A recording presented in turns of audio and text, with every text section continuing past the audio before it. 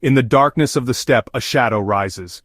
Who dares speak his name? He was terror on horseback, a legend whispered in fear, his eyes cold as steel, his wrath boundless. From endless grasslands beneath a blood-red sky, he swept forth like a storm, unstoppable, merciless. The world trembled as he approached. Nothing would ever be the same. He carved an empire in blood and fire, stretching from the edge of the world to the heart of civilization. The largest land empire ever known. He was a conqueror, a unifier, a lawgiver. To some he was a bringer of civilization, to others a terrifying scourge. His name was Temujin, but the world would come to know him as Genghis Khan. The story of the Mongols is his story, a tale of brutal hardship, ambition, and world-shattering success. From scattered, warring tribes, he forged the most disciplined fighting force on the planet. They swept across continents, redrawing the map forever. Their legacy is written in blood and fire, but also in trade, technology, and tolerance. To understand the Mongols, you must understand their world, a land where the horizon never ends, and survival is a daily battle. The Mongolian steppe bred tough, nomadic people, tied to their animals, especially the horse. Mongol warriors were born in the saddle, able to ride for days and shoot with deadly accuracy. But their world was divided, locked in cycles of warfare and blood feuds. There was no central authority, no single leader. Into this chaos a boy was born, betrayed, enslaved, starved. He would rise from nothing to unite them all, and unleash their power upon an unsuspecting world. His story begins not with glory but with despair.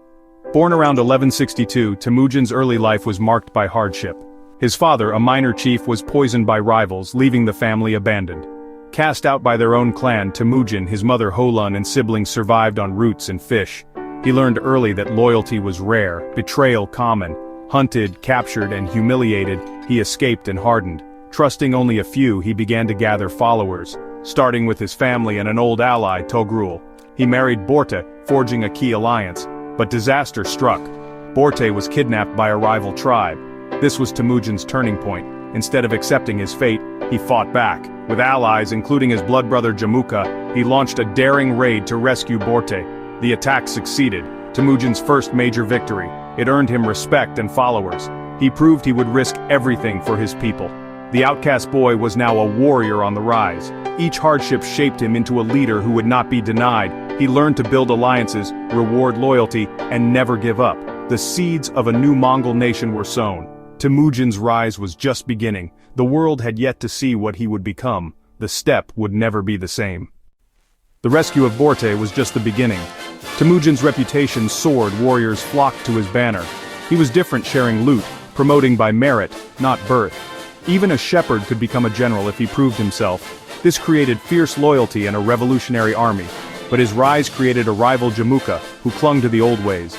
Their friendship turned to bitter rivalry dividing the tribes. Brutal wars followed, but Temujin learned from every defeat. He integrated defeated tribes, building a stronger force. In 1206, after decades of conflict, Temujin stood victorious. At a great Kurultai, he was proclaimed Genghis Khan, universal ruler. He united the Mongols into a single nation. He organized his army by tens, hundreds, thousands, and 10,000s, making command efficient. He enforced strict laws, demanding absolute obedience. Discipline turned raiders into an unstoppable army. The storm was ready to be unleashed. The world had no idea what was coming. With his homeland united, Genghis Khan looked outward. The first to face the Mongols were the powerful empires of northern China. The Mongols, masters of speed and deception, overwhelmed their enemies with cavalry and psychological warfare. They adapted quickly, capturing engineers to build siege engines and mastering city assaults. Cities that resisted faced destruction. Those that surrendered were spared. The conquest of Central Asia followed. The Khwarezmian Empire made a fatal mistake, executing Mongol envoys. Genghis Khan's revenge was swift and total. Cities like Samarkand and Bukhara were destroyed. The Mongols left devastation in their wake, reshaping the world. By Genghis Khan's death in 1227, his empire stretched from the Caspian Sea to the Pacific. He conquered more in 25 years than Rome did in 400. The storm from the east had changed history. The world would never be the same. The Mongol shadow stretched across continents. The Mongols were not just destroyers, they were builders of a new order. Their conquests brought the Pax Mongolica, a period of stability across Eurasia. For the first time, the Silk Road was secure end to end. Trade and cultural exchange, exploded goods and ideas flowed between East and West. The Mongols created the Yam, a vast relay network for rapid communication. Messengers could travel hundreds of miles a day connecting the empire. Religious tolerance was policy. Buddhists, Muslims, Christians and others were free to worship. This pragmatism kept the peace in a diverse empire. The Mongols eliminated bandits, protected merchants and fostered global connections. Technologies, art and knowledge traveled as freely as caravans. The world became smaller, more interconnected. The Mongol Empire was the first truly global network. Its impact would echo for centuries. Genghis Khan's death in 1227 brought a new challenge: succession. He divided the empire among his 4 sons, each ruling a khanate, with one as Great Khan. At first the system worked. Expansion continued under Ogedi, but the seeds of division grew.